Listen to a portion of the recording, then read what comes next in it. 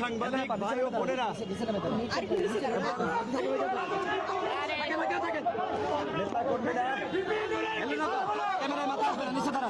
আমি আপনাদেরকে এটুকু বলতে চাই, গণ অধিকার পরিষদকে নিয়ে যে ষড়যন্ত্র করছে, যে ষড়যন্ত্র করছে সেটা আপনারা দেখেছেন। সরকার যে করেছে এই দল ভাঙন এবং এই ষড়যন্ত্র আজকে প্রমাণিত। পুলিশের সহযোগিতায় আজকে এই গোয়েন্দা সংস্থার দালাল এই জামান সাহেব আমাদের কার্যালয়ে তালা লাগিয়েছে, আমাদের নেতাকর্মীদেরকে মারধর করেছে, আমাদের মেয়ে মানুষের কাপড় ছিঁড়েছে, এই যে বস্ত্র ৭১-এর সেই পাকিস্তানি হানাদার বাহিনীর মতো বস্ত্রহরণ করেছে, আমাদের জামা কাপড় টেনে ছিঁড়ে ফেলেছে।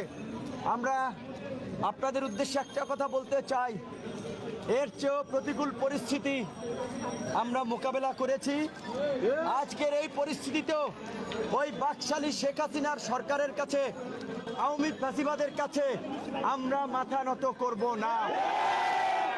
আমরা ইতিমধ্যেই কার্যালয়, নিজস্ব কার্যালয় ক্রয় করার উদ্যোগ নিয়েছি, কিন্তু চুক্তির শর্ত অনুযায়ী আরো ৬ মাস এই কার্যালয় ব্যবহার করার আইনগত ভিত্তি আমাদের আছে। তাই আমরা আরো ৬ মাস এই কার্যালয়ে থাকব। আমাদের প্রত্যেকটি নেতা কর্মী নিয়মিত কার্যালয়ে আসবে। আজকে ওই জামান সাহেব গোয়েন্দা সংস্থা পুলিশের সহযোগিতায় কার্যালয়ে তালা লাগিয়েছিল, আমরা তালা ভেঙে আমরা আমাদের কার্যালয়ে ঢুকেছি।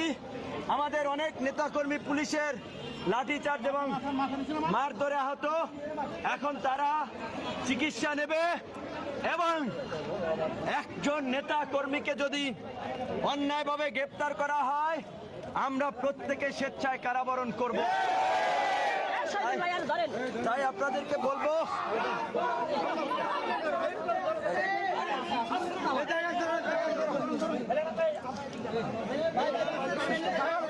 আপনারা দেখেছেন আমাদের একজন নারী সহকর্মী অজ্ঞান হয়ে পড়েছেন, অনেককে তারা মারধর করেছে, সাংবাদিকদের নামিয়ে দিয়েছে, আমাদের নেতা কর্মীদেরকে পিটিয়েছে এবং আমাদেরকে কার্যালয় ছাড়তে তারা বাধ্য করেছে, কিন্তু আমরা কার্যালয় ছাড়বো না।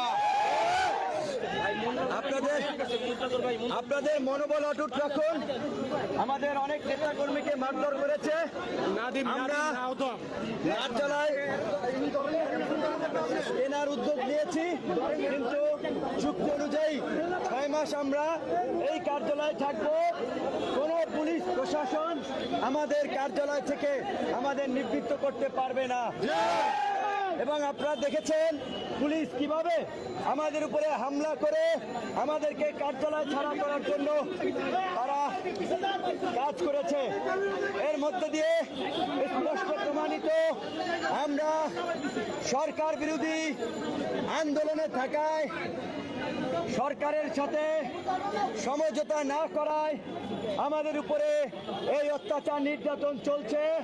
আমরা কোন অপশক্তির কাছে মাথা নত করবো না। আল্লাহ হাফেজ। নূর ভাই আপনার উপরে